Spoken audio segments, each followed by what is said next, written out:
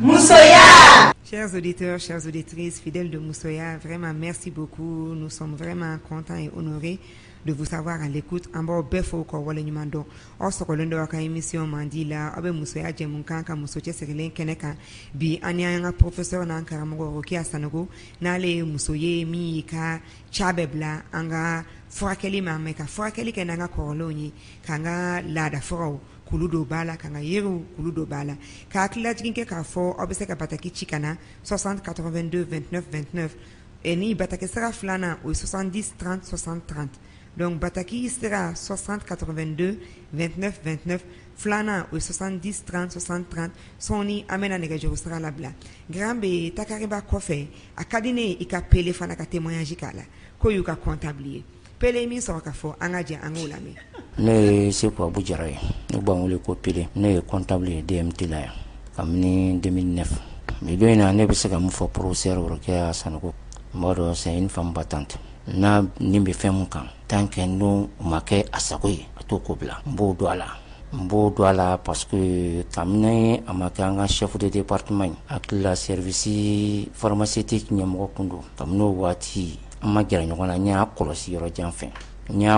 janfe ka fo baro mana dama ka to o wati mbe mo akiti ka fo wati professeur Drissa Diallo de kuanga chef de département donc nyoro ke yoro janfe mba don fene amana ninda bara muka no masadana atobla mbodo ala annana gere nyogona fene konnala nna ye ka fo mo mundu mo organiser lindo bara na mo organiser ate do kono ni a do to kono bi yere obligé ka organisation ki ka bara konna ani ne re mu comptable aye ama comptabilité ke mais ne mu comptabilité ke avec client do dia nga bara tabula mi fura munu soro surtout matière première munu soro aye aklina dia anga ko la kana to kamena ko o substance active kana bo ula donc ayo aklina dia ma famu jona mais wati munamba famu nya famu afo nya aye ka fo abe pere ka nafa fait parce que fura mun be glan abe fait fura in be ka fo ka qualité kan donc ay nebla o sera kan tanki donc ati noko fene fait magasin be fura ka je ka fon be organiser ka se ka sigi togola ni donna magasin on a tout ordonné ali ka klina de nebla o sera kan sinon début je n'étais pas comme ça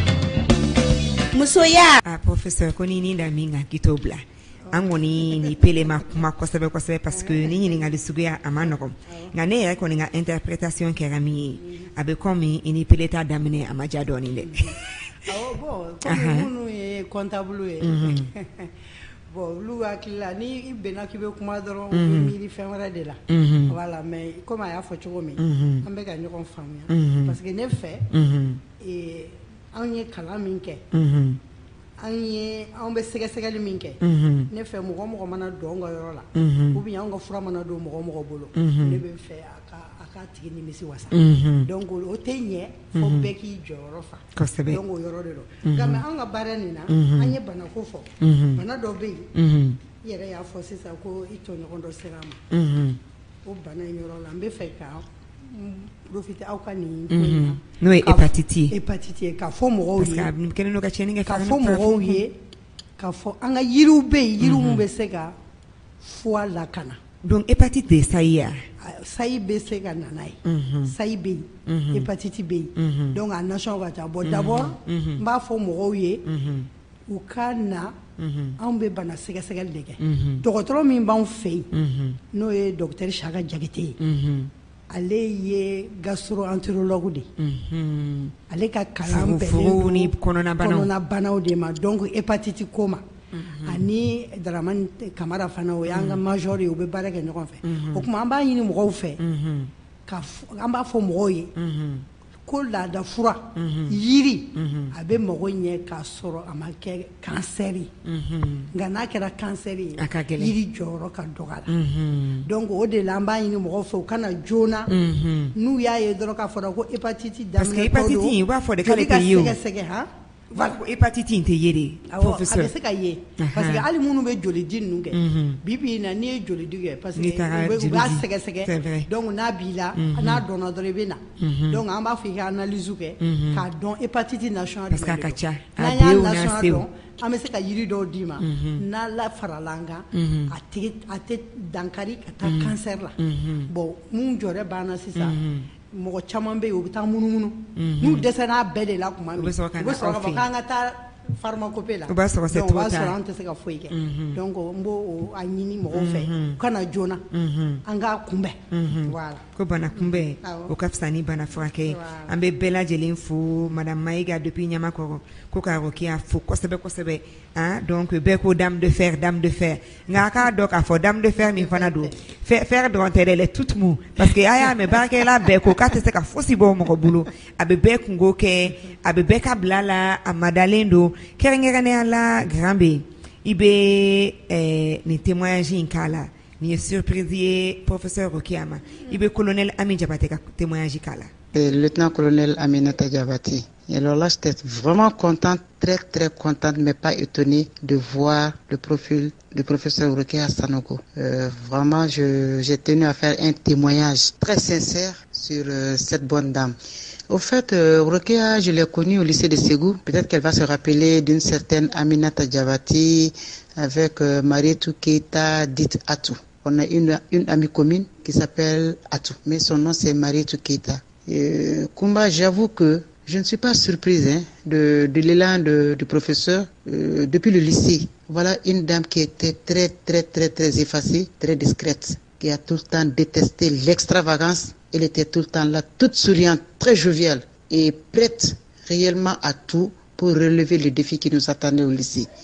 Et là, Rokia, je tiens vraiment à vous dire que je suis très fier de vous. Je suis très fier vraiment de votre parcours. Vous avez été une battante. Vous avez été une femme digne, très simple et très engagée. Et vous avez tout le temps eu le cœur d'aller jusqu'au bout de tes ambitions, de tes idées.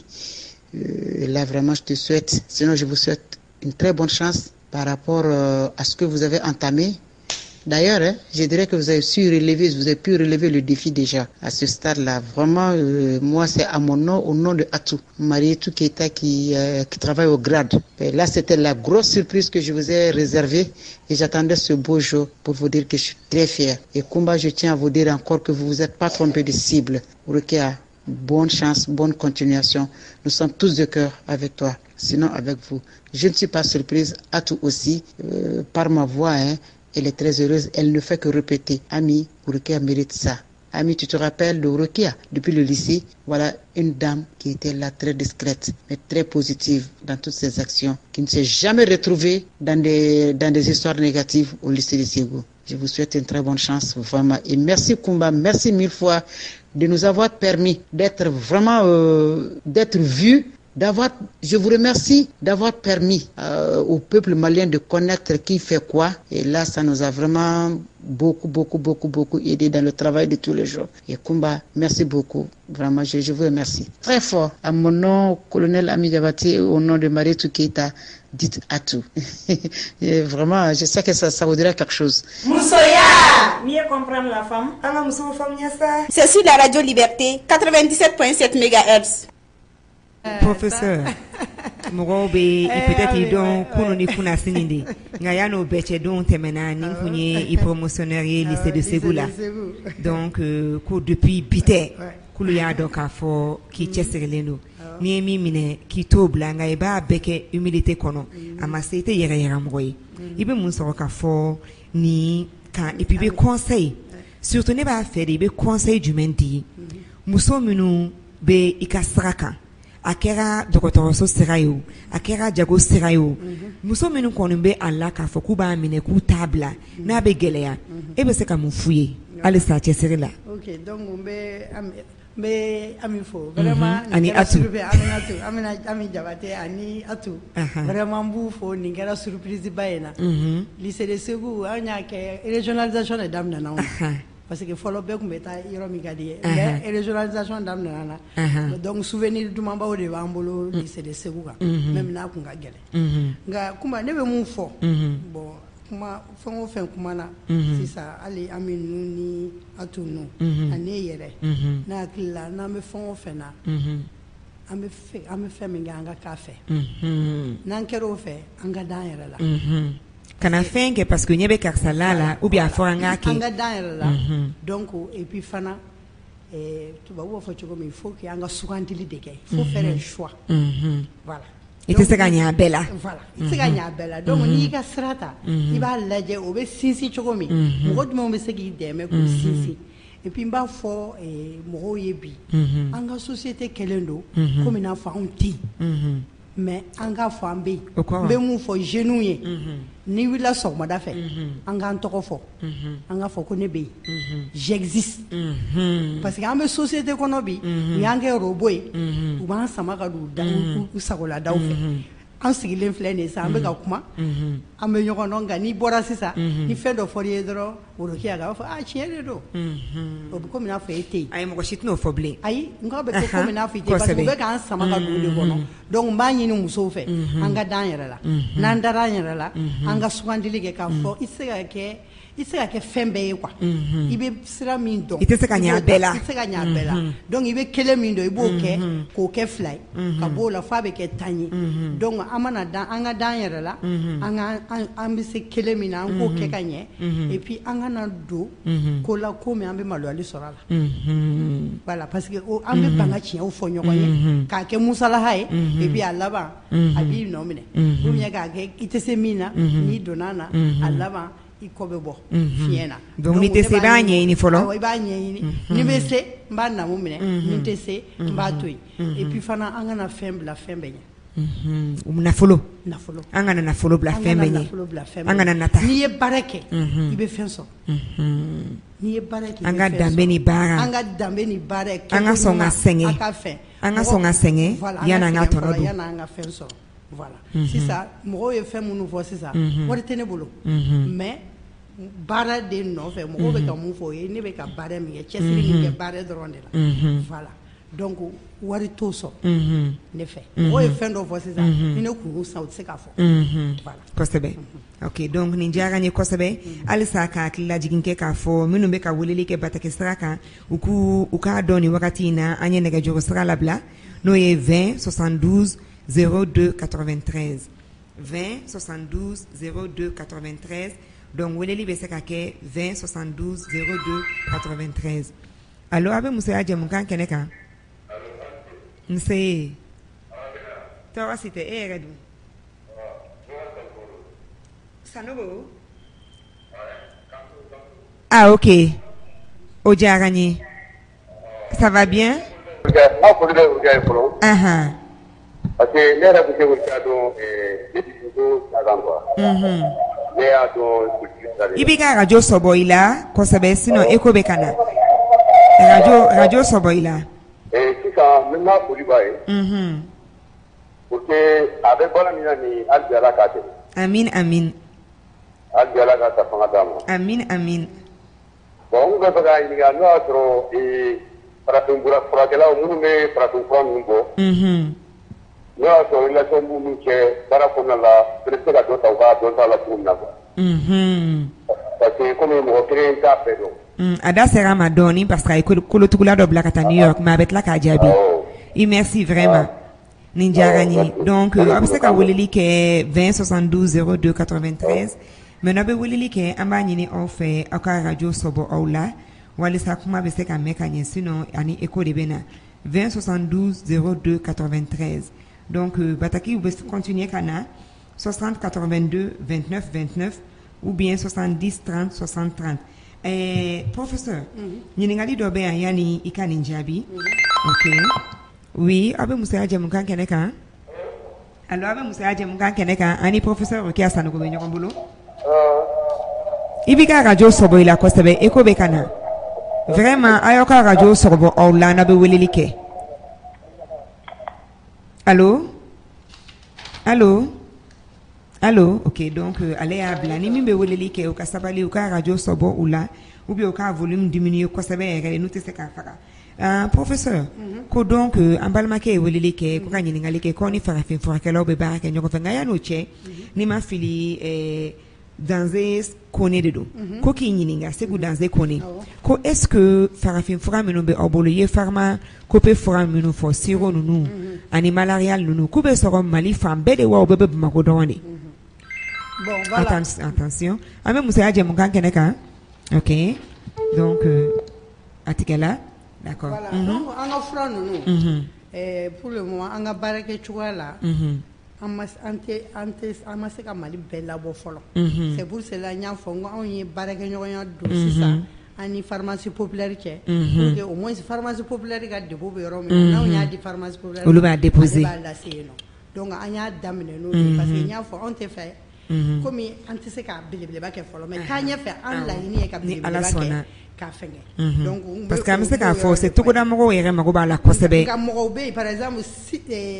Sikaso filɛ sisan pharmacien bɛ na ka na ta ka taa n'a ye Sikaso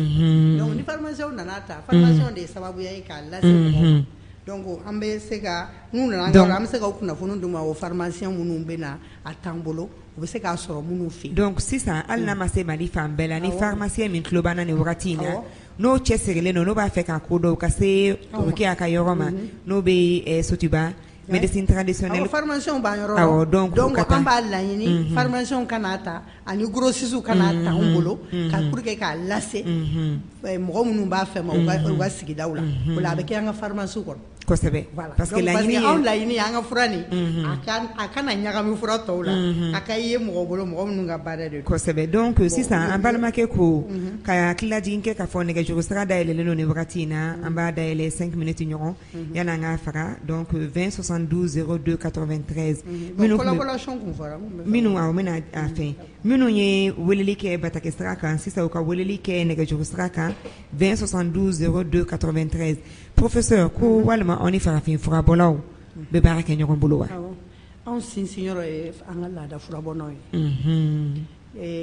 n b'a fɔ ye sigidaw la n'an taara k'an bɛ kunnafoniw ɲini an n'u bɛ kuma dugu kɔnɔ mais Bamakɔ yan tɔnba de bɛ yen k'a ta Kayi fɔ Kidali an ka laada furabɔnaw ka tɔn de bɛ yen donc u farala ɲɔgɔn kan ka kɛ fédération ye la Fédération malienne des associations des thérapeutes et herboristes FEMAT. Ça c'est bien ça. Bon olu u ka tɔn bɛ tɔn 140 ɲɔgɔn bɔ bi o kuma u ni ministère de la santé bɛ baara kɛ ɲɔgɔn fɛ ministère de la santé ye yɔrɔ d'u ma fɛn o fɛn ye kɛnɛya sabatili kuma ye u da bɛ don a la u bɛ haut conseil de lutte contre le VIH sida la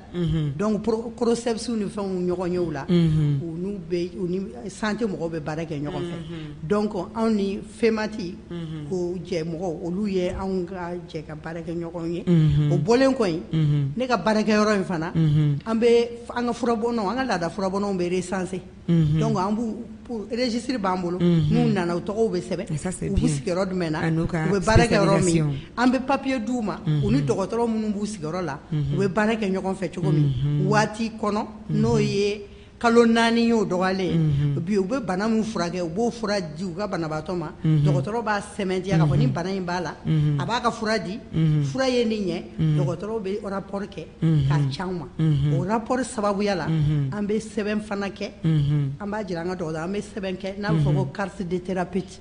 o carte bɛ anw de b'o signer o bɛ di an ka laada furabɔnaw ma o b'a la o b'a jira k'a fɔ an bɛ baara kɛ ɲɔgɔn fɛ o bɛ furakɛnɛw na cogo min a bɛ minnu bɛ yiriw fana fɛ n'a bɛ fɔ ko herboriste olu fana ta bɛ yen voilà herboriste ta o ka nɔgɔn parce que o ye yiri feere de ye mais mun ye furakɛli ye i ni dɔgɔtɔrɔ de bɛ baara kɛ ɲɔgɔn fɛ dɔgɔtɔrɔw bɛ rapport kɛ an b'a fɔ ko évidence ethnomédicale o rapport de b'a to an bɛ se ka carte d'i ma o y'i lakodɔnlen an laɲini ye mun ye bi an laɲini ye o tɔnba min bɛ yen n'o ye FEMAT ye anw laɲini ye a ka kɛ ministère de la santé a n'u bɛ baara kɛ ɲɔgɔn fɛ a ka kɛ i n'a fɔ ko ordre professionnel des praticiens de santé parce que duguba kɔnɔ bi o FEMAT ni anw b'a laɲini de laada furabɔ ka to hukumu kɔnɔ mun a bɛ bonya mun a bɛ ɲuman kɛ mun a bɛ lakodɔn ka ɲɛ parce que minnu bɛ taa u yɛrɛ kofɔ arajo la olu tɛ anw ka baara kɛ ɲɔgɔn ye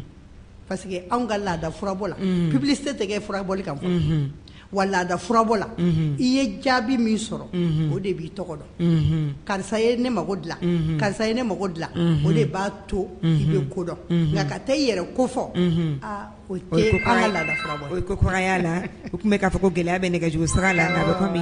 a bɛ musoya jɛmukan kɛnɛ kan allo ko gɛlɛya dɔɔnin batakiw bɛ ka na ko nɛgɛjuru sira tɛ ka sɔn an bɛ yafa ɲini an t'a dɔn oui a bɛ musoya jɛmukan kɛnɛ kan an t'a dɔn min bɛ sen na bi kurantigɛ de sera a ma wa ok donc batakɛ sira kɔni dayɛlɛlen don allo abe musoya jɛmu kan kɛnɛ kan aw b'aw ka radio faga allo allo n'aw bɛ weleli la a ye aw ka radio sɔbɔ aw la kosɛbɛ allo abe musoya jɛmu kan kɛnɛ kan donc ne bataki sera kɔni dayɛlɛlen don 60 82 29 29 bataki sera filanan o 70 30 60 30 nɛgɛjuru sira k'a tɛ ka sɔn kosɛbɛ n t'a dɔn kun min na appel tɛ ka dun mais nɛgɛjuru sira kɔni allo abe musoya jɛmu kan kɛnɛ kan allo ni sɔgɔma nse ani sɔgɔma ne ba baasi si tɛ aw yɛrɛ dun ok ɲininkali b'aw fɛ ka a tɛngu professeur la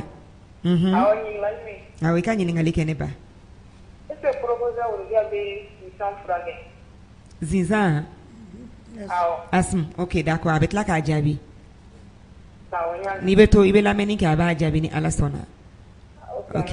ok merci bien donc an b'a essayer ka appel fila ta nin kɔfɛ 20 72 02 93 20 72 02 93 professeur Musa Sila ko k'i fo kosɛbɛ kosɛbɛ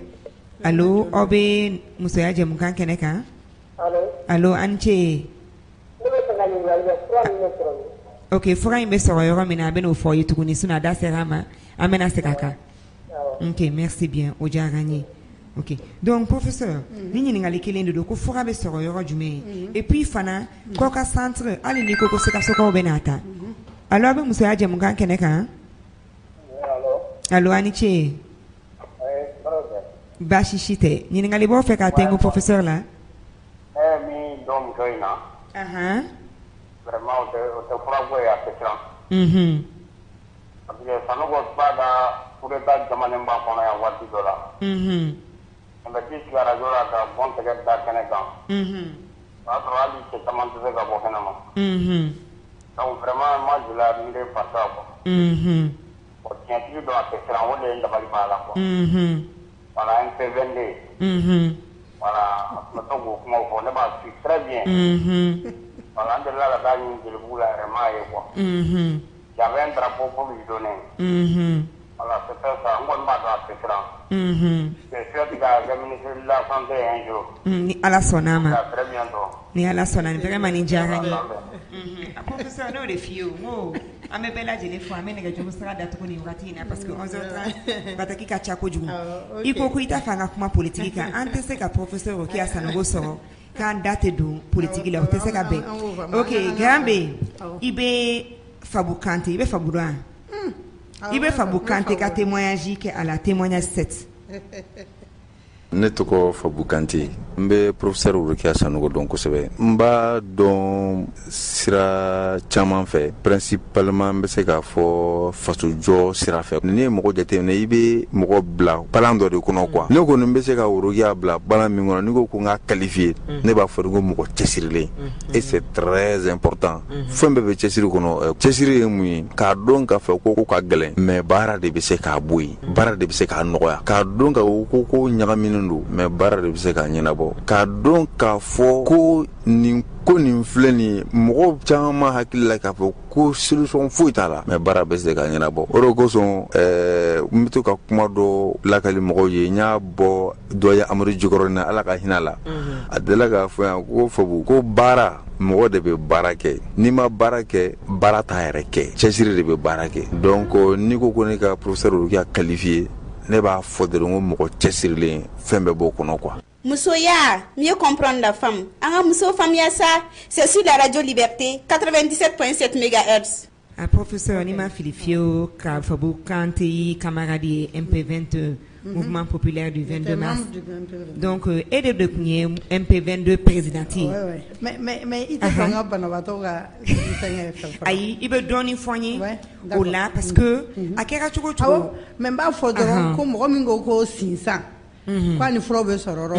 an ba nyinu fe u kana u ka bana ka lajɛ parce que on te fura fo mo yete fo bana ka shidon sinsa ye mi voilà mais fura be yiru be munu be donye sinsa donc ça fait fura be sinsa na ok très bien Donc alisa u ka taa an ka yɔrɔ la OK dɔgɔtɔrɔw b'u consulter yiri min ka ɲi an ma an b'olu fo OK donc sisan k'i bɛ lasɔrɔ yɔrɔ jumɛn yani an ka da don politique ko la an bɛ sɔrɔ an ka baarakɛyɔrɔ in nin de bɛ so an bɛ Sotiba de Sotiba yɔrɔ min de don an bɛ radio de kɔnɔ radio dɔ yɛrɛ antenne na an bɛɛ bɛ ɲɔgɔn kɛ radio énergie de hakila OK voilà an ɲɛsinnen don ɲɔgɔn ma awɔ an ɲɛsinnen don ɲɔgɔn ma an b'o zone de la DNGM ni tɛmɛn'o kan fɛnkɛ kɛnkayiri belebeleba dɔ bɛ yen i bɛ taa tɔ Sotel ko fan fɛ n'i bɛ ka bɔ dugu kɔnɔ n'i tɛmɛna Sotel ko kan dɔrɔn i bɛ s'anw ka service ma nɛgɛjuru sira dɔ bɛ aw bolo mɔgɔ bɛ se ka min wele parce que bataki saba bɛ yan ko fo k'i ka numéro di Mandela n'i b'a fɛ an ye ka numéro di yan oui i bɛ se ka n ka numéro d'u ma ne yɛrɛ ka numéro d'u ma parce que maintenant numéro fixe sɔgɔli ma nɔgɔn OK donc professeur ka numéro ye 66 74 65 34 66 74 65 34 66 74 65 34 mais k'a dɔn k'a fɔ professeur ye ma occupé lenba ye a bɛ classe kɔnɔ a bɛ l'école denw kalan point donc n'a ma ta k'a faamu an bɛ bataki ci n'a ye bataki ci ni Ala sɔnna ma su fɛ n'a lafiyala a b'aw jaabi professeur kan ka dɔɔni fɔ sa MP22 expérience e y'a président sɔrɔ cogo jumɛn bon vous savez n'an ka bɛna politique sira la a fɔlen don cogo min na anw ye mɔgɔ minnu ye kɛlɛ kɛ mars 91 donc voilà donc kokura tɛ an kokura tɛ donc an tun bɛ tɔn kɔnɔ min ye AEM bon AEM bɛ créé tuma min ne tilala an ka kalan na mais n bɛ se k'a fɔ an ye baara kɛ pour que ka se AEM ma o bɔlen kɔ n kɛra ADID mɔgɔ ye association malienne des demandeurs et initiateurs d'emploi ka fɛnkɛ kɛ APJ ka baara mun bɛ ka kɛ bi o de y'a laɲini kɛ anw de y'a ɲɛbila ɲini kɛ k'a fɔ an tɛ se k'a fɔ ko jeunes ka expérience sɔrɔ k'a sɔrɔ an ma stage kɛ kami Musa tile la donc an ye baara kɛ ka Musa bon donc an ye baara kɛ fana ka a fɔ ko musow jɔyɔrɔ ka bon fɛnkɛ politique sira la musow jɔyɔrɔ ka bon bɛɛjɛ fangako la donc ne ye tɔn caman an tun bɛ tɔn caman na donc n b'a fɔ fana i bɛ musow ka cɛsiri fɔ muso caman bɛ yen mun cɛsirilen don donc anw wulilakajɔ kɛ muso caman kɛrɛfɛ donc o musow minnu ye n kɔrɔw ye n'aw bɛɛ tun bɛ an ye tɔn dɔ créé an b'a fɔ ko collectif des femmes du Mali collectif des femmes du Mali donc n ka foli b'u bɛɛ ye bi donc je suis membre fondateur du collectif des femmes du Mali donc avec notre ministre actuel de la promotion de la femme avec ma sœur Aramata Dia de Radio Ginta voilà donc mes grandes sœurs Adamba Konare Madame Si Manasa Danyogo Orokiaba Lala Ben Barka donc voilà donc an ye mouvement voilà an ye mouvement démocratique mɔgɔw ye an ye muso fɛnkɛ muso ka kɛlɛ mɔgɔw ye donc au mars 91 mais professeur an bɔra o de la ka na se bi la n b'i ka kuma tigɛ walasa barisa anw fana bɛ radio animation na an bɛ dɔɔni mɛn an kɔni tɛ aw bɔ fɔlɔ cɛsiri la nka an b'an jilaja ka tagama aw sennɔ la nka maa caman de b'a fɔ ne ko k'e y'a ta a la jumɛn ye dɛ a tɛ to a ka éprouvette n'a ka yiriw la wa mun de b'a se politique la e bɛ mun de kɛ k'olu jaabi voilà bon ne bɛ mun kɛ k'u jaabi gɛlɛya o gɛlɛya b'an ka politique o gɛlɛya de fɔlɔ n'an ye politique ɲɛnabɔ dɔrɔn taasira n'an y'o sɔrɔ dɔrɔn a tɔ in bɛɛ bɛ n'o kɔ voilà donc o de la MP22 mɔgɔw y'an ye ta ka bɛn na bon anw kun fɛ Mali kun sera mars 91 an kun ye laɲini mun kɛ anw fɛ dankari kɛra o laɲiniw na o kuma mars 2012 la Mali kun sera yɔrɔ dɔ la gɛlɛyaw kun bɛ yen donc crise nana min kɛ anw kun fɛ n'an maliyɛnw n'an kun sɔnna minnu kɛra sababuya ye ka mugu ni kisɛ ta don ani anw mun fana kun bɛ baaraw la anw ye laɲini kelen de kɛ ni mɔgɔw ye n ka kow lamɛn MP22 kɔnɔ an ye laɲini kelen de kɛ an ko n'a gɛlɛyara an ka sigi ka kuma anw ye concertation de ɲini donc ne ka kɛlɛ bɛ kɛra o ye an ka sigi ka kuma du kɔnɔ n'a gɛlɛyara n'aw sigira ka kuma bɛɛ jɔyɔrɔ bɛ f'i ye o kuma n'an bɛ jamana ka hɛrɛ fɛ dɛ a bɛ ɲɛnabɔ mais comme u nana kɛ mɔgɔ caman b'i yɛrɛ ka hɛrɛ fɛ u tɛ jamana ka hɛrɛ fɛ donc an tora mɔgɔko kɛlɛ la jamana tilanna na an bɛ yɔrɔ min na bi bon o de la bon sisan mɔgɔw y'a ye n kumakan sumalen don nka mais o kɔrɔ tɛ ko an ye kɛlɛ ma jigin so dɛ parce que kɛlɛ kɛcogo ka ca ne bɛ ka min sama ta o fana de ye politique dɔ ye ka Mali tɔgɔ b'o la o ye belebele k'a yira k'a fɔ hali n'i bɛ maa kun na min yɛrɛ diyara ne ye kosɛbɛ Rokia barisa maa caman b'a fɔ ko mais n bɛ tila ka n bolo fila bila n kɔ karamɔgɔ ye barisa kumani dɔ fana bɛ yen je crois que halisa fana ne b'a ɲini fɛ i ka juru yoba dɔɔni ka bɔ cɛsiri la parce que a bɛ comme i bɛ cɛsiri in kɛla kojugu mɔgɔ dɔw t'a tɔnɔ sɔrɔ la donc o yɔrɔ fana na an bolo fila bɛ na kɛ n kɔ karamɔgɔ ye nka gɛrɛn bɛ yen i bɛ madame Traoré Korotum Kone ale ye doctorante ye ale bɛ Rokia ka kalanden ye bi témoignage 8 i bɛ o k'a la ne ye madame Kone Korotum Traoré ne ye Rokia ka kalanden dɔ ye ne b'a bolo kalan na a mɛnna ne nana don min na a fɛ ne ko ko professeur ko ne kɔni bɛ fɛ ka doctorat kɛ n ko mais bourse tɛ ne bolo a ko ne ma Korotum k'an bɛ se k'a daminɛ ko wari bourse sɔrɔli tɛ se ka mɔgɔ bali I ka kalan kɛ an bɛ se ka kalan daminɛ donc o la sisan ye kalan daminɛ ka se sisan nɔ fo kalan bɛ ɲini ka na recherche bɛ ɲini ka ban olu ale ka ONG de y'a ye aide au développement de la médecine traditionnelle o de ye ne ka kalan in financement bɛɛ kɛ donc ne tɛ dan sɔrɔ a la quoi a bɛ bonya b'an cɛ a ye n dɛmɛ ko caman na kuma yɛrɛ tɛ n da kɔnɔ n t'a dɔn n bɛ mun yɛrɛ fɔ n tɛ dan sɔrɔ a la n bɛ mun fɔ Ala k'a ka baara ta a ɲɛ a ka adamadenya fɔ ne yɛrɛ bɛ maloya tellement que ne de y'ale ka école den ye tellement que ale yɛrɛ b'a a yɛrɛ bila a b'a yɛrɛ bila I duguma quoi fo ne yɛrɛ bɛ maloya n t'a dɔn n b'a minɛ cogo min na a ka adamadenya dan fosi tɛ a la a bɛ mɔgɔ bɛɛ minɛ kelen ye a tɛ mɔgɔ si fisaya ni mɔgɔ si ye dan fosi t'a ka adamadenya la hali sisan a k'a cɛsiri o fɛ donc jamana ka nafa b'u la ale yɛrɛ ka nafa b'u la Ala k'a sɔn si ni kɛnɛya la Ala k'a kisi jamana gɛrɛgɛrɛ ma yɛrɛ yira tɛ yɛrɛ fɔ tɛ mais Korotum n'a ɲɔgɔnna caman bɛ yen il y a plusieurs Korotum parce que a bɛ comme alhamdulillah i bɛ halisa yɛrɛ di la walisa a kana kɛ Rokia dɔrɔn ye Rokia kɔfɛ muso cɛsirilen caman fana kana voilà Korotum mun filɛ nin ye a y'a fɔ cogo min na a ye a ka baara kɛ bon olu ye fasi de kɛ mais n'u nana hakili b'a la u mɔgɔ 4 ɲɔgɔn u nana n ye baara mun d'u ma ale a ye Mali yaala yɔrɔ 4 ɲɔgɔn ɲini Mali la musokɔrɔba o musokɔrɔba bɛ an ka suguw la n'u bɛ denw furakɛ u bɛ fura mun di denw ma ale de y'o ɲinini kɛ donc bi in na mun ye sumaya furakɛli ye an bɛ k'a ka thèse kɛ o de kan o bɔlen kɔ a tɔɲɔgɔnmuso dɔ nana o ta kun ye bange kɔlɔsi ye tɔɲɔgɔnmuso dɔ fana bɛ yen o nana o ta kun ye mun ka denw gɛlɛya infertilité bon kelen bɛ yen fana o ye muso ka bange mana jɔ n'a bɛ fɔ ko ménopause yiri jumɛnw bɛ di muso ma pour que kɔlɔlɔ minnu b'a la donc n ka laɲini ye musow ka caya ka na ka gɛrɛ ka ɲinini kɛ voilà donc Korotum ye o fɛnkɛ o mɔgɔ dɔ de ye ka baara kɛ donc a ka thèse a y'a fɔ cogo min na an bɛ ka ɲɔgɔn dɛmɛ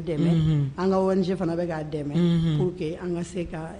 a ka thèse laban cogo min na nin diyara n ye kosɛbɛ halisa an b'a fɔ k'i ni cɛsiri ko k'i fo an balimamuso Diané ko vraiment ko n'ale kɔni kun ye ministre de la communication ye ko nin émission in k'an kun b'a bɔ télé la ko Rokia ko k'i fo k'i ni cɛsiri Elisabeth Togo fana ko danti la ko halisa k'i kana décourager k'i k'an dɛmɛ kosɛbɛ donc an balimakɛ Boubacar Samake ale fana ye message bila kana tuguni ko halisa k'i Rokia ko k'i fo ko i k'i jilaja Mali fan bɛɛ fura in bɛ se ka sɔrɔ yɔrɔ min na ne b'i ɲininka professeur Rokia i da sera Inde ma i da sera Chine ma tabarikala olu kɔni ka ca u ka ca yɛrɛ de donc c'est sûr k'a fɔ peut-être gɛlɛya dɔw sɔrɔla bɛɛ tɛ se ka tubabu fura sɔrɔ min na olu fana y'u cɛsiri nka Mali médecine traditionnelle e yɛrɛ bolo an bɛ se ka Chine ninnu ta ɲɔgɔn kɛ wa bon diɲɛ bɛɛ ko médecine chinoise tubabu yɛrɛ bɛ don avion kɔnɔ ka taa Chine ka t'u furakɛ an bɛ yɔrɔ min na bi Chine ta sɔrɔli a bɛ gɛlɛya parce que taabolo ko de don n y'o de fɔ politique vision ko de don vision bɛ yen ani an ye sira min ta o de don nka mais an bɛ baara dɔw la bi n y'a fɔ i ye n k'u bɛ k'a laɲini anw ka kɛ Institut national de recherche sur la pharmacopée, la médecine et la pharmacopée traditionnelle. Mais an bɛ yɔrɔ min na bi an bɛ ka baara dɔw kɛ an ni direction nationale de la santé parce que an ko de anw bɛ fɛ a ka fɔ Mali la mun ye Mali pyramide sanitaire ye a ka fɔ ko an ka laada fura a jɔyɔrɔ ye nin ye a la. Donc an b'o baara de kan bon k'a f'i ye ko kɛnɛya tɛ se ka sabati n'an ka laada fura n'an ma hakili to a la n bɛ yɔrɔnin dɔ f'i ye sɔgɔsɔgɔninjɛ bi bi in na gɛlɛya bɛ sɔgɔsɔgɔninjɛ kɛ ko la. O ni tuberculose de ye kelen ye. Awɔ tuberculose sɔgɔsɔgɔninjɛ bi a fura fu de don parce que maladie sociale de don nka gɛlɛya min b'a la o ye de ka mɔgɔw sɔrɔ. Mɔgɔ minnu n'a b'u la parce que mɔgɔw b'a dogo ou bien a bɛ mɛn mɔgɔ la a tɛ ye bon an ye baara dɔ kɛ Kajolo mara la k'a fɔ an k'an ka laada furabɔnaw da don sɔgɔsɔgɔko la sɔgɔsɔgɔninjɛko la ni mɔgɔ nan'i fɛ sɔgɔsɔgɔ min tɛ sɔgɔsɔgɔninjɛ ye tile 2 tile 3 yiri b'a furakɛ yiri dumanw b'an bolo a b'a furakɛ nka an b'a fɔ aw ye ni sɔgɔsɔgɔ nin n'a mɛnna n'a tɛ ka ban sisan an ka dɔgɔtɔrɔso ninnu na bɛɛ jɛ dɔgɔtɔrɔso n'a bɛ fɔ mun ma ko CCRF i bɛ se ka taa i bɛ i kari i bɛ se k'a sɛgɛsɛgɛ ni kari sɛgɛsɛgɛra n'a banakisɛ dɔnna fura bɛ d'i ma fu bon fura mana di fana il faut que i ka to ka fura ta ka waati de kɛ yala banakisɛ bɛ nagasi parce que sɔgɔsɔgɔninjɛ in tɛ manamana bana ye dɛ donc maintenant laada furabɔnaw bɛ se ka dɛmɛ kɛ yala a ka dɔn ni sɔgɔsɔgɔninjɛ don n'a dɔnna fana ni fura dir'i ma u sigiyɔrɔ la u bɛ se ka dɛmɛ kɛ fana pour que i ka fura in ta n'i ye fura ta banakisɛ bɛ nagasi i t'a yɛlɛmɛ i sigida mɔgɔw fɛ donc bon o yɔrɔ filɛ furako tɛ nka mais o ye k'an ka laada furabɔnaw fɛngɛ donc anw laɲini ye bi bana o bana bɛ yen i n'a fɔ n ye sumaya fɔ cogo min parce que denw u bɛ taa sa dɔgɔtɔrɔw fɛ yen ni sumaya ye anw t'o ɲini donc an ka baara kɛ yala a ka fɔ an ka laada furabɔnaw ye n'a ye nin bana n'a y'a ye ko farigan bɛ den na a ka se n'a ye joona dɔgɔtɔrɔso la maloya kana k'o la quoi voilà n'a sɔrɔ n'a ye joona dɔgɔtɔrɔso la den bɛ kisi professeur Ogobara donc ale bɛ baara kɛ an ka furabɔ an ka fɛngɛ kan n b'a fɔ an karamɔgɔ don u taara Banangara u ye baara daminɛ donc a kun gɛlɛyara u ka mɔgɔ caman sɔrɔ sumaya bɛ mun na nka u y'an ka laada furabɔnaw da don a la min kɛ u sera ka mɔgɔw bila ka na joona sida a fɔ n ko sida sumaya a tun bɛ denmisɛnninw faga n'i ye mɔgɔ jɔ 100 a tun bɛ 40 faga mais u sera ka nin baara ɲɔgɔnya in kɔnɔna na u sera k'a jigin ka na kɛ mɔgɔ 10 ye mɔgɔ 100 donc o sɛmɛntiyaw bɛ yen donc hali n'an ma kɛ un de ye o baara ɲuman minnu kɛra anw laɲini ye bi an ka taamasiyɛn minɛ olu ma n'an ye taamasiyɛn minɛ u ma an k'a fɔ an k'a daminɛ sisan sumaya an k'a daminɛ sisan musow ka bɛ toli mun kɛ gɛlɛya bɛ se ka ye musow ka timinɛ musokɔrɔbaw k'u bila ka na joona donc n'an y'olu fara ɲɔgɔn kan donc a laban laada furabɔ jɔyɔrɔ bɛ kɛnɛya sabati la nin diyara n ye kosɛbɛ kosɛbɛ professeur Rokia yan kɔni ne bɛna yafadeli de kɛ parce que ne ka professeur kana n'an tulo sama an kɔrɔmuso ni karamɔgɔ barisa an sera fana i ka du kɔnɔ an ye i baara ɲɔgɔn ni i ka gatigikɛ i ka dutigi an y'a ale fana ɲininka Serge Diallo mais Diallo ko in ne kɔni ko n bɛna jamu yɛlɛma Samba Diallo ne ko n bɛna yɛlɛma ka kɛ ba ye donc Serge ale ye min sɔrɔ ka fɔ ko anw yɛrɛ ale kelen k'i furu k'a kɛra bɛɛ ɲɛna k'a fɔ k'a bɛ n'i bɔsi Mali la ko mais ko i ma sɔn diɲɛna ka to Italie k'i seginna ka na i bɛ témoignage 9 k'a la i bɛ volume kɔrɔta dɔɔni parce que a témoignage kan jiginna an bolo. Je m'appelle Sergio Gianni, si vous préférez Samba Diallo. Au Mali, mon nom malien c'est Samba Diallo. Je suis pharmacien de profession. Je travaille dans le domaine de la médecine traditionnelle et c'est en travaillant sur la médecine traditionnelle au Mali que j'ai rencontré il y a une trentaine d'années le professeur Rokia Sanogo. J'ai dit que je la connais depuis une trentaine d'années. Quand je suis venu la première fois au Mali, il était étudiant, elle a fait un poste et je l'ai connu au département de médecine traditionnelle dont le chef était à l'époque le professeur Aruna Keita et elle travaillait avec lui sur un thème un peu particulier pour l'époque, pour le Mali, les méthodes traditionnelles de contraception. Et depuis, je l'ai suivi, d'abord comme étudiante, après on s'est mariés, il a pu faire son spécialisation, son doctorat de recherche en Italie avec de très bons résultats. Et la chose un peu bizarre, ses amis au Mali pensaient que Rokia était venu en Italie pour moi et qu'il serait resté en Italie. Au contraire, on est revenus tous les deux. Et depuis, elle joue un rôle de premier plan dans la valorisation de la médecine traditionnelle. Ce que j'admire, c'est sa grande capacité de communiquer avec les gens. Et même des communications difficiles, même en sachant que la médecine traditionnelle est devenue un truc pour les hommes. Moussoya, mieux comprendre la femme. C'est sur la radio Liberté 97.7 MHz. Ok, une opportunité, ma chamamana soro. Kafo ko isera kata bon maliko kan ni maliko geleya ina surtout be bara mina no yanga valorisation de nos plantes et la médecine traditionnelle amano o koni alisa ko chese parce que je crois que nyugunto femi kundo follow ni mo ba ataka da ko ere kan flanga foyani ko chama me fo ama donc o koni be kan deme doni anga se kan an kunkorta na médecine ye Serge Koke ma songato Italie muna ma songato Italie opportunité de lema bon merci donc mais Serge Fo c'est mon mari bon donc ya fo choko mina mo ko ngakila ni e chesoro Europe doro itara voilà donc mais et me se ka fo ale ni deme kusebe parce que afana est pharmacien de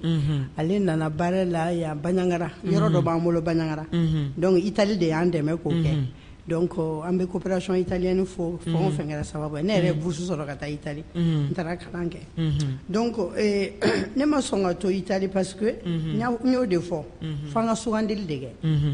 mo ika de be mu fait que choix que et c'est personnel voilà ma tebo qui place là donc ne tara ne san woro dege Italie ngame san sanana $100 renje na bourse ko parce que Italie ba fo ko ni te Italie bourse te se ga justifier tout $100 renina infana mais kada kan fana den kumbe mbolo nga furu folo denge kumbe mbolo donc nga kadi kana le la yini san sambe se gana bon et puis ne sramita ne tara Italie ga ta kalaminge o ba nga yilla da fura koni ko segelu no nyeyini ndeke donc ne kun fe akunkakande ne min kala Italie ne ka segi kana bara malila o kuma fenge o de la ali brosa baraka nyokonya beneni Italie che donc ambe fe ngame Serge yoro do fo ko capacité de communication mo yoro na fana ba fo an muso an mun kalana an ga la janga mo lame voilà donc on apprend beaucoup de l'écoute nantara anga fona ni la da fura bonanu anga na girin ka antafo angu lame folo ni u lame iba do nu be min do ko jomana ko e karay voilà donc ni u lame il se ka communiquer et puis avec ñu confiance voilà ni jaranye ko sebe si ça un grand bébé témoignage discala barsa maimuna no yero ki ademsoyi ale mi so ka fo anga jango lame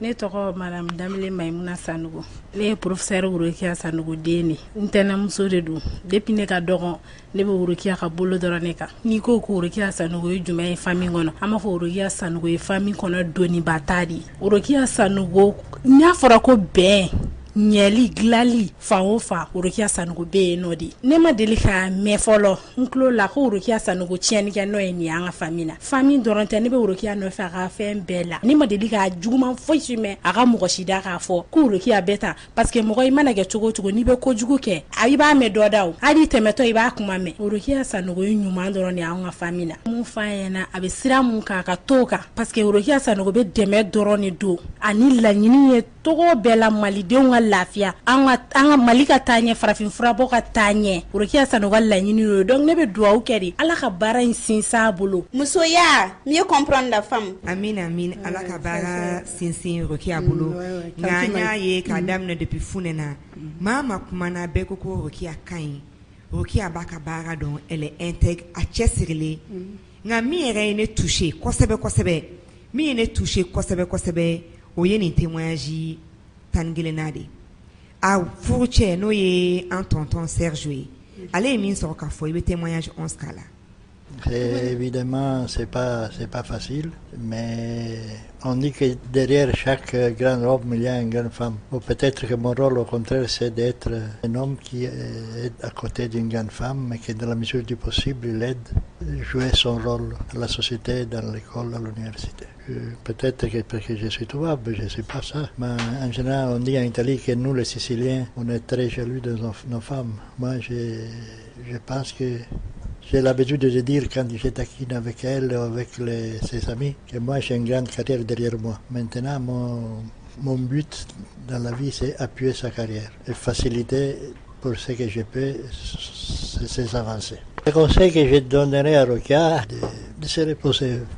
soit physiquement, soit mentalement. Que je connais son effort quotidien, le nombre d'heures qu'elle dédique au travail. Je vous dis que chaque matin, il se réveille à 4 heures du matin. Moi, je me réveille vers 6 heures.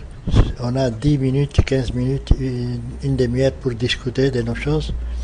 Et après, c'est fini, parce qu'après, elle sort. Quand il rentre le soir, il est trop fatigué pour pouvoir discuter, même si les petits enfants la secouent un peu. Donc, le conseil, c'est ça. Essayer de respirer de temps en temps, et de se reposer et se concentrer sur l'essentiel. Moussoya, mieux comprendre la femme. C'est sur la radio Liberté 97.7 MHz.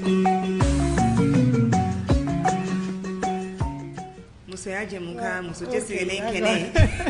bede ka kene do me kengere la muso ka kene do donc atetanye jiko quoi. Oui, bon, de toute façon, je pense que Karamogombo fla koni be nko yé parce que ni ne ye muso tesirele chama ka problème amba damine ambe dodi bema depuis 4 heures du matin il faut 23 heures ebe 10 minutes de son kada ale master je connais cette aide d'abalité akoko ale connaît il est derrière toi Sergio, mais imasmoya quand le ralentissement parce que amogo bi kenema de la ni rythme peut pas continuer donc mais vraiment bon c'est émotionnel ce que Sergio dit. Mais je crois que si j'avais pas Sergio, peut-être que je pouvais pas faire tout ça. C'est vrai. Voilà, ça, parce clair. Que ni Sergio Kunte, c'est vrai. Parce que la société nationale mina. Amano, Martin Kunde. Ngama yemu fo, ni kera mo fait. Donc il va demain. Oh mais amago bi kenema de donc avec amago ni continuer là donc amay mais bon beni fenge de do donc aya fo chuko mina effectivement nga rythme de travail faut donner voilà parce que voilà donc il va falloir faire mais aller à temps fort mais modèle lu fana ko konté ite de mais parce que c'est réel parce que lu konté ngame vraiment mais Sergio fo vraiment ya fo chuko mina abentema ko sabe oh donc OK on connaît c'est tawnye dabali tawnye nga nin koni jojo be on bulu ne belebele amba feika ebe ndo ani emia ne belebele chi eba do ni emia me chi wara suga jine do boy ba fanya ne chi wara musumande ma den akola demba akola donc ne chi wara musumande donc akadanye na ye muso chesirele fon femni ika finyena ka fo kika sanji ko woshi Union africaine ya don wa en Malion fana ya don ça c'est voilà il faut faire la anya fie ama fie anya don donc vraiment ibe ismaya doni chesirin surtout qui be ka relève assuré donc relève be ka assuré gundo na nyoko na chama be donc vraiment en magobe ila sans binani gina kofe amogo bila donc ibe tale chuga mina ka te seka bemble donc vraiment on va faire kan trophée mine imana ni chiwara nye dongodo ika 30 minutes ke ka ikunda ko nanga iki lafia parce que tu le mérites énormément vraiment ambi fo ini chesiri isanogo vraiment jaranye aboyanama alaka émission intanye amin alaka sababu ya uchaya alaka muso chesiri lo uchaya mbali kono alaka ubulo mako barela vraiment jaranye mais c'est vraiment émotionnant parce que et beaucoup d'efforts parce que toucher toutes ces personnes, écouter les témoignages, je crois que c'est une des rares fois que j'ai eu ça dans une émission. Moi d'habitude me wele me nakuma mais kata ni mo benyini bega dofo vraiment ça c'est une première. kami ɲe fɛngɛ ni ɲɔgɔn daminɛ nin diyara n ye kosɛbɛ sisan ne b'a fɛ ka ɲininkali dɔ kɛ ɲininkali fila yan'an ka kunu sera cɛncɛn kan comme courant tun tigɛla donc an bɛ dɔɔni fara émission kan parce que min bɛ ka bɔ bi sini ni Ala jɛn n'a ye mɔgɔw bɛ segin a kan donc de 10h à midi segin bɛ kɛ ni muso cɛsirilen kɛnɛ kan Radio Liberté lamɛnbaga bɛɛ bɛ se k'a lamɛn demain dimanche après rediffusion laban bɛ kɛ mercredi arabadon à 17h ni Ala sɔnna 97.7 Radio Liberté sanfɛ un requis à professeur ne karamɔgɔ ne b'a fɛ k'i ɲininka regret dɔ bɛ yan i nimisalen don ko kelen na bi yan diɲɛ kɔnɔ ne nimisalen don min na bi gɛlɛyaba min bɛ ne fɛ k'a fɔ ko a bɛ to ka n dusu kunna fɛn na o ye baarakɛba dɔgɔyara mɔgɔ caman tɛ fɛ ka baara kɛ mɔgɔ bɛ solution facile de fɛ mɔgɔ caman tɛ fɛ ka baara kɛ ne fɛ bi révolution Mali la o la politique kuma don mais baarakɛ kuma don ne fɛ n'an bɛ fɛ ko Mali ka bɔ bolo la n'an bɛ fɛ révolution ka kɛ an ka baara kɛ kosɛbɛ jamana parce que anw bɛ bɔ an bɛ taa jamana caman na an bɛ mɔgɔw ye jamana si tɛ Mali cogoya la bi parce que mɔgɔw u bɛ maloya ka ko dɔw kɛ hakɛ bɛ kow la donc ne yɛrɛ kɔni fɛngɛ min bɛ ne na bi o ye de an bɛ mɔgɔ sɔrɔ cogo di k'a bila baara la parce que n'i ye mɔgɔ sɔrɔ k'a bila baara la n'an ye baara kɛ a laban an bɛ nafa sɔrɔ bon hali a ye yɔrɔ min fɔ sisan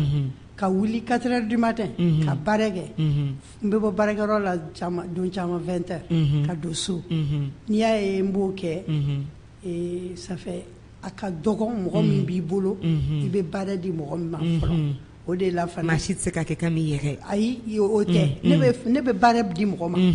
mais il faut que mɔgɔ ka sɔrɔ an ka baarakɛyɔrɔ min filɛ nin ye comme u bɛ n'an kɛ institut ye n'u y'an kɛ institut ye an bɛ n'a laɲini fana peut-être aw bɛ se k'an dɛmɛ olu la k'a laɲini u ka jeunes caman ta emploi jeunes in kɔnɔ k'a fɔ ko musow ka ta baara la parce que a fɔra k'u ka musow ka fɛ ni mɔgɔ caman sɔrɔla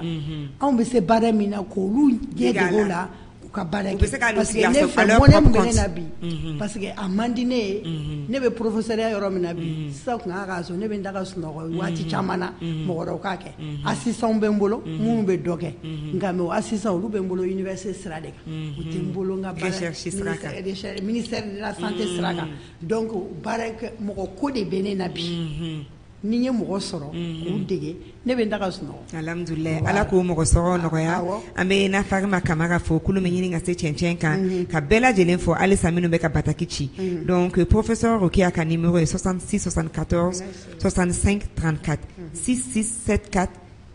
6534 professeur dakuruba laban an bɛna kɛnɛ kuncɛ o kan garan bɛ donc ni professeur tilala kuma na n'a y'i diya i bɛ kɛ jingɔli k'a la ka kɛnɛ kuncɛ professeur ne bɛ ɲininka kuma dakuruba laban kelen de la ka yafa ɲini mais n'an ma ban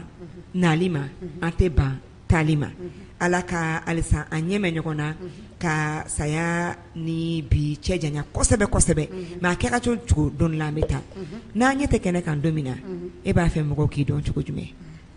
professeur Rokia la pharmacologiste professeur Rokia la politicienne professeur Rokia l'intègre professeur Rokia la cɛsirilen professeur Rokia la grammaire e b'a fɛ mɔgɔw k'i dɔn cogo jumɛn je veux qu'on me connaisse pour vraiment ni mɔgɔw bɛ n ko fɔ u k'a dɔn k'a fɔ ko n ye n cɛsiri maliko la ko n tun bɛ se baara min na n y'o kɛ ko n ye fɛn o fɛn kɛ hali sini n bɛ fɛn o fɛn kɛ o ye de jama bɛ se ka nafa sɔrɔ a la cogo min parce que ne bɛ mun f'i ye kɛ Kumba le leadership personnel vient du leadership collectif ni wulila ka jɔ jama de kama jama bɛ dugawu k'i ye pour que e bɛ sankɔrɔta mɔgɔ minnu filɛ ka fɛn fɔ bi parce que ne bɛ ka fɛn de kɛ pour que olu ka nafa dɔ sɔrɔ o de la u bɛ ne ko fɔ nka n'i ko i kelen ne tɛ fɛ a ka fɔ ko Rokia bɔra Rokia y'a ka diɲɛlatigɛ kɛ Rokia y'a ka baara kɛ Rokia y'a ka politique sira kɛ k'a ɲɛsin a kelen de ma donc an ka baara kɛ k'a fɔ ko jama n'i ye baara kɛ ko jama jama de bɛ e sankɔrɔta voilà donc ne bɛ fɛ n ka dɔn a ka dɔn k'a fɔ n ye cɛsiri min kɛ n y'a kɛ donc ne b'a fɔ ko Rokia l'humaniste a bɛ ko ko kɛ a b'a kɛ jama ni adamadenya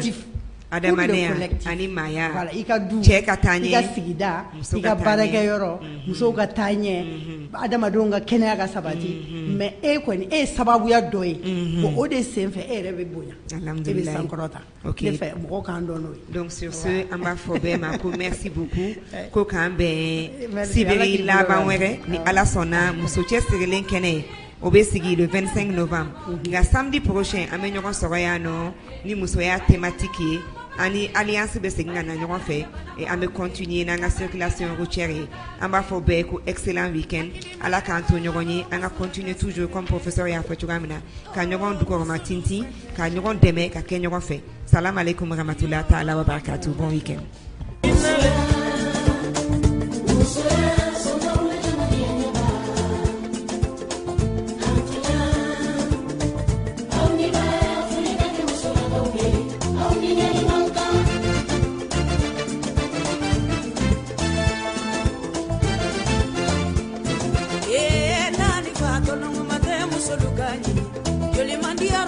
Solo